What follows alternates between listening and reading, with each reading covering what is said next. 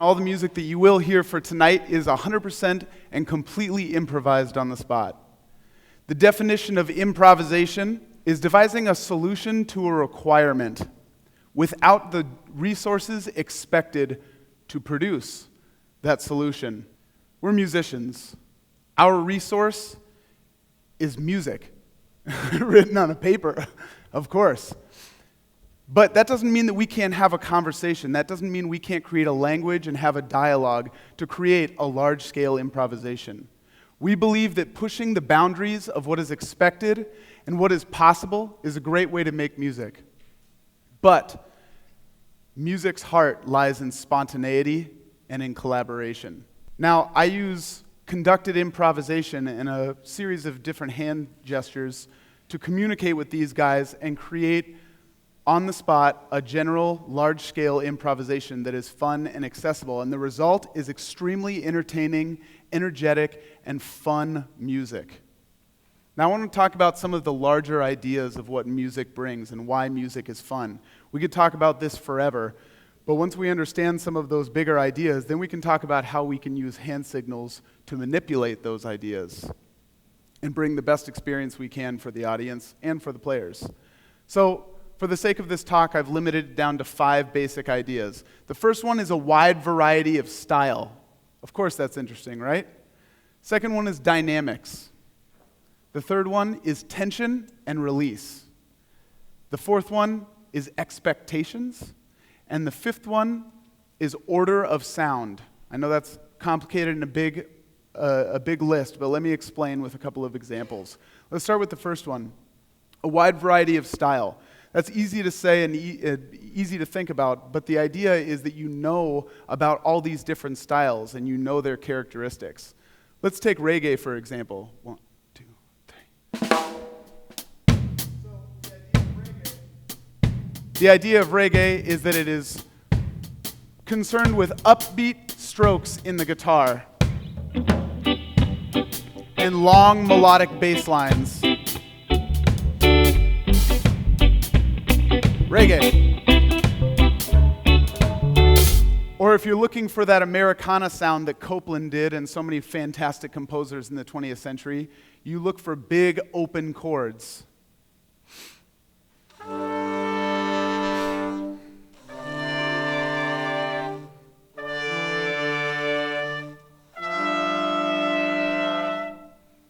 Not the tight type of chords that you might find in more Scandinavian sounds or Russian sounds, something like this.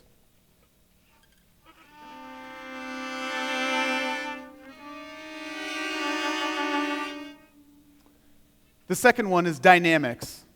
Easy to say, just volume. Very, very soft can be very beautiful, and very loud can be very incredibly bombastic. Let's hear something very soft from the strings and the flute.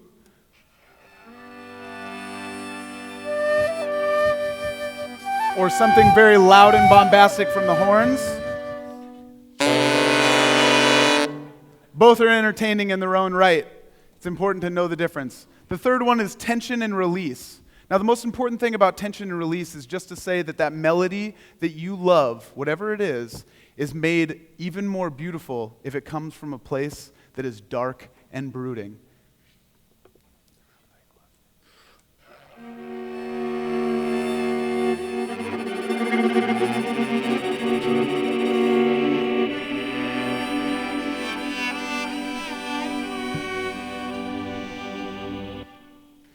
The fourth idea is expectations.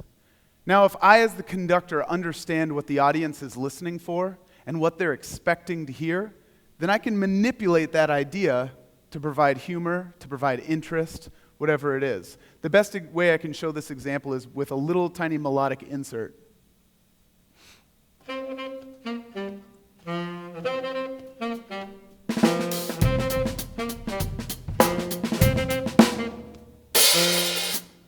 right? You expect the downbeat, and then we give you something different. And then the fifth one is kind of a strange one, but that is order of sound. Now, you may not realize that music is a lot like painting. It has a depth to it. It has a foreground, a middle ground, and a background. And it's important to know the difference. The foreground has your subject, has your principal idea of interest. Your background is something you might not notice right away, but that creates a context for the principal interest, right? And then the middle ground is somewhere in between. It may create a dynamic contrast or maybe a little bit of juxtaposition to create a little intrigue for the foreground idea. Let's see some of this with the orchestra. I'm going to show the strings that they are playing a background idea, and I'm going to show them an upward-facing palm, which means that they can play any note of their choosing and hold it until further directed. Now I show them a developmental tool, which tells them to develop slightly rhythmically and harmonically. Not too much. Remember that they are background.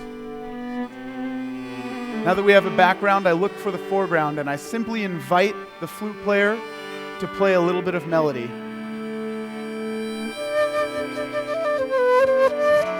Now we have a foreground, a point of interest, and a background. But there is some sort of middle ground that's missing.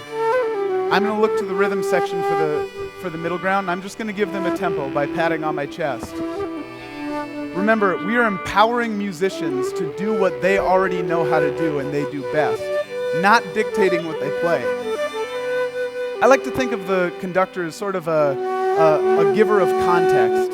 I say who plays, I say when they play, I even say how they play, and I for sure know why they play, but they decide what they play.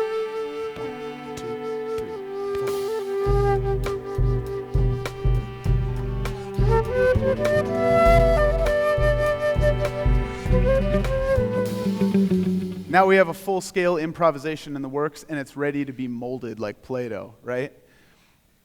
From here, I'm going to show you a full-scale improvisation that we're going to create on the spot. And I want you to watch for some of the hand signals that you just saw.